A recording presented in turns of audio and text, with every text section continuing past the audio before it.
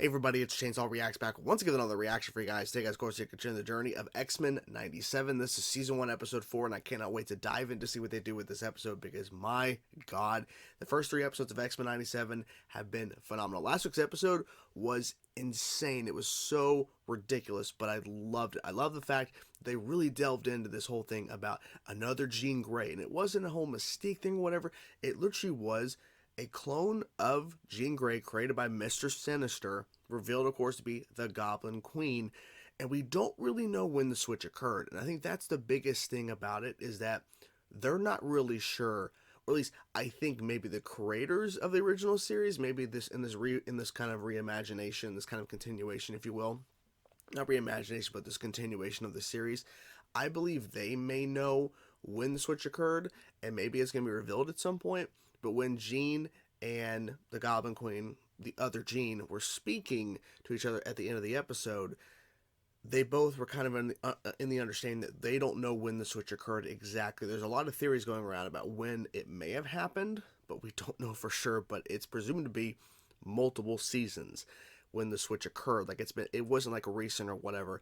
It was like happening for quite a while within the original run of the series. But anyways, so I'm excited to dive into this episode, guys. I'm not sure what all they're going to cover here, but I'm really enjoying the journey, and I love the fact going into each episode now, I'm not sure what to expect. All I know is at the end we had Forge show up and say to Storm, I think it was Forge, showed up and said, yeah, it was Forge, that he wants to try to help her get back what she lost, aka her powers. So I don't know what to expect after that, but we'll see what happens, guys. Let's dive into it. Let's check it out. Let's go. Never gets old. Oh, the Dark Phoenix. I love that. Oh my God. Surely our youngest member deserves some jubilation on her 18th birthday. I second the Blue Rogaine ad. How do you want to celebrate the big 18th, huh? We are all ears. Let's go to the arcade. It'll be arcade just like old classic. times. What do we think? Master of magnetism seen in a bar of childish make-believe? That's this good. Is bogus. What's wrong with... Never even heard of a Motendo. Rogue said they had some surprises. Days looking up. Let's play. Of course. Okay. Jubilee said she wanted to go to the arcade. Probably not like this, though. What time is it? Sentinels. Classic. Like the pilot, yep. That was close. Damn. This is definitely a video game, just the way those guys are. Die, mutant, die! Like it's, yeah. Come on. A level load. Hold up. Genosha? Bolivar. Blob. The dude who created the Sentinels? My God. Just chaos and mayhem. Maybe it was her. Level barrier. Oh. Like a cyberpunk mirage. What in the name of all heaven is that? Mojo here, your Mojo. prime-time psycho Yeah. interdimensional alien TV producer. I made the pivot to video games, the future of mind memory. Every level is based off your own memories. Really? Me? Perfect. These big names are a fortune. Motendo, that's Mo for Mojo. In Of course, every the hole, future. every world, in every dimension. Well, I don't want to say something scary, like if you die in the game, you die in real life. But probably it's true. Oh? Stakes. Who's the boss? Magneto. Who's the Storm, boss? Distant Worlds, Divorce Oh Court, my Summers God. versus Grey. The rise of Jubilee. Ooh. Days of Future Past. This is so fucking cool. I'm not gonna lie to you. Oh my God. Basically referencing the classic X-Men arcade game back in the day. Yes. Oh, I remember this. Oh my God, so many memories. That's that bug, Spiral. This is what you get when you kill tech support. We're failing to kill the bug. Nothing wrong. Asteroid M, nice. Okay. Listen to yourself. None of this is real. Yeah, it's not real, but you know. Grow up.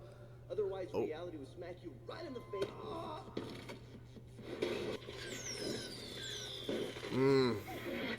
Oh, careful. Oh no! Dodge. Yep. Smart. One more. Oh. Not expecting that, did you? Boom. Kaboom. Little X. Was I dead? This young lady did take down old Magneto. Whoa, the boss battle. Oh.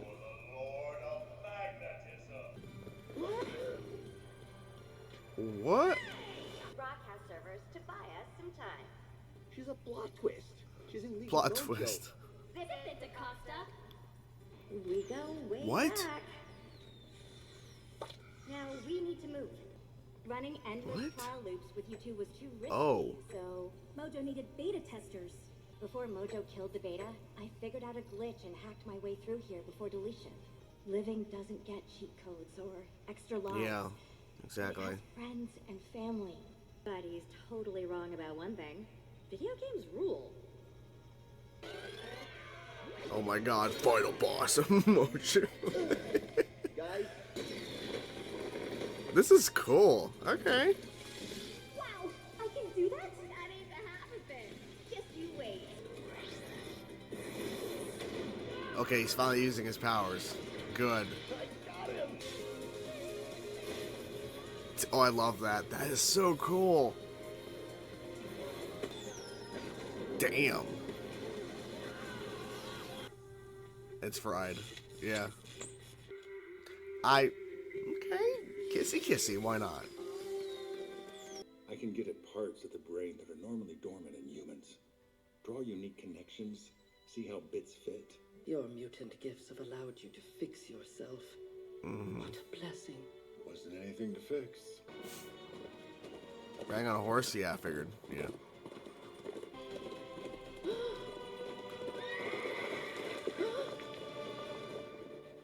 Look close. The goddess lives. That owl, I've seen him before circling. Perhaps he is like the winds. Real trick to reversing what the executioner did to you wasn't making an inverted version of its radiation. Yeah. It was creating a machine that Ooh. could safely channel such power. You ready? Is it gonna happen right now? Seriously? Winds, heed my command. Hear me. Please. Damn. This is I figured it wasn't gonna happen this fast though. After the war, I didn't have the resources to build what I so easily saw in my mind. As long as I helped them build some devices. Devices that could be used to neutralize dangerous mutants. You, of all people, should know the perils of trusting those in Washington. It hasn't all been lies. This is not a lie. I love you. You meant to make me a goddess. What?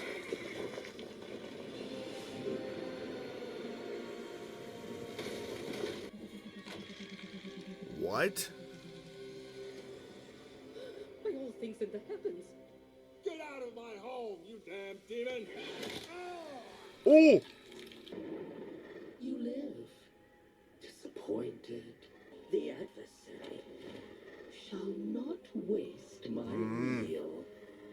And there you have it, guys. Another great episode of X-Men 97. We had two storylines in this episode, and they were really different from each other in a sense in terms of tone. So it really balanced out the episode because we had the Storm side, which is very dramatic and heavy, and a lot of emotion and stuff going on there. And on the other side, the Jubilee side, very retro kind of meta because they're literally addressing and paying homage to the classic X-Men 90s game that's based on the original show, the arcade game, and they're literally showing Jubilee and his name Roberto, but I think he's Sunspot as well, or that's his name in the comics or whatever. But regardless, they're both in this game playing. Of course, Magneto's the boss and all that kind of stuff. We'll get to the Storm thing in a bit because I definitely have a lot of things to say about that. But on the Jubilee side, I didn't know this till after the fact, after watching the episode.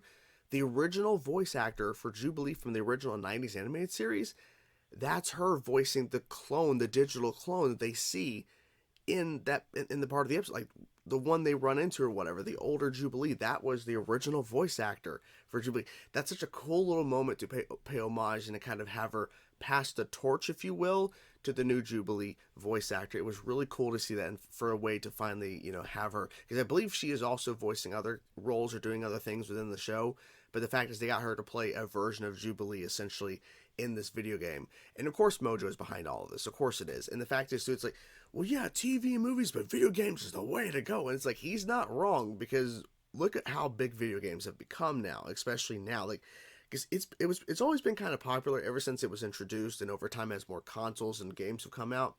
But look at gaming today versus like 10, 15 years ago. Gaming has completely shifted and changed, and it's become more and more popular.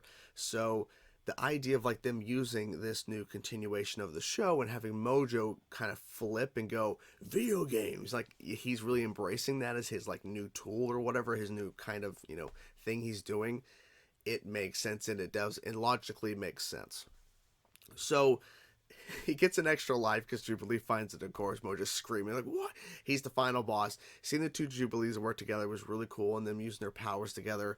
And also Jubilee seeing the digital clone version of herself using her abilities in new ways that Jubilee doesn't know about, I think is pretty cool, because this could lead to Jubilee wanting to learn how to do those things so she can get better at using her abilities. She's pretty good, and they also made a point to address the arcade she wanted to go to for her birthday, because she's now turning 18 today. And the first thing you see is a Sentinel kind of paying homage to that first pilot. Well, there was an original pilot, like Pride of the X-Men, back in 1989, but the pilot for the 90s show they did later on, a couple years later, with Jubilee and everything at the arcade and the Sentinels attack and all that.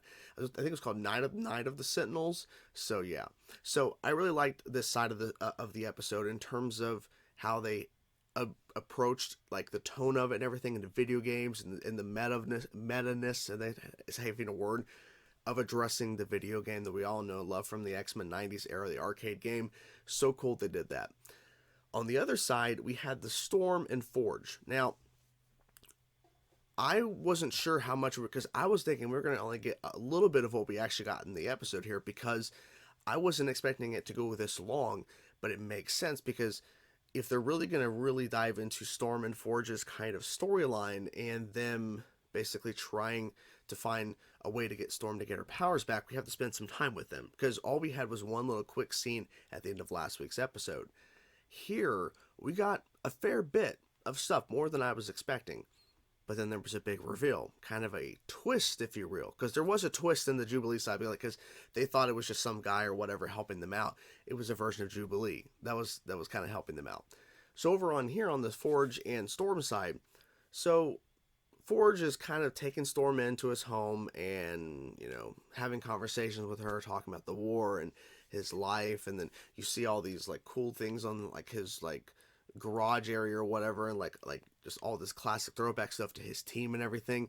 And then we get to the device that Storm steps in after they go riding on some horses, and Ford's like, okay, I'm going to see if I can fix you. Now, I figured it wasn't going to be this fast in terms of actually getting her powers back, because that would feel like it wouldn't feel as impactful, because literally she lost her powers in episode 2 and we actually immediately fixed them in episode 4. It really would feel rushed. Based on how they end this episode, I'm expecting we're going to continue it, of course, in episode 5. I said 4, like this is 4. Episode 5, but maybe not. But I think we will, just based on the fact that we're ending on this big cliffhanger kind of moment with the adversary showing up and ready to eat its next meal, which is Storm.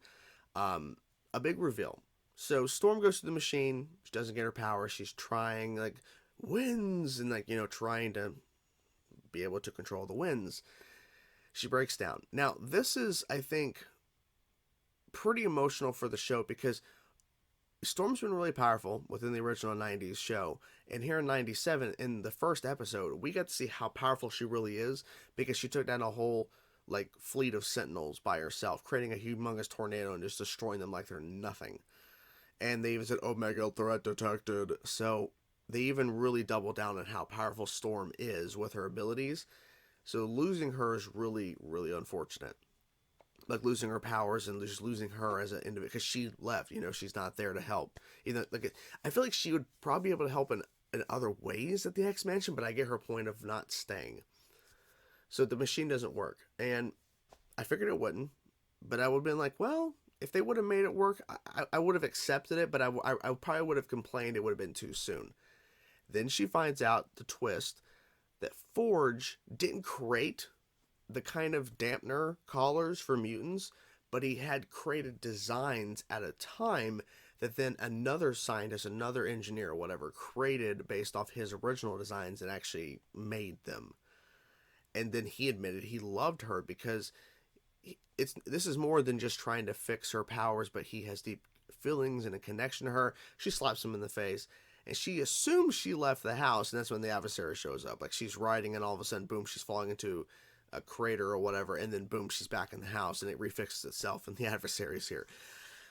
So, yeah, intense shit. I don't know what to expect. I'm assuming that going through whatever the adversary is going to put Storm through, or whatever is going to happen in this part of the story of X-Men 97 is probably going to be how we end up with getting her powers back. I don't know.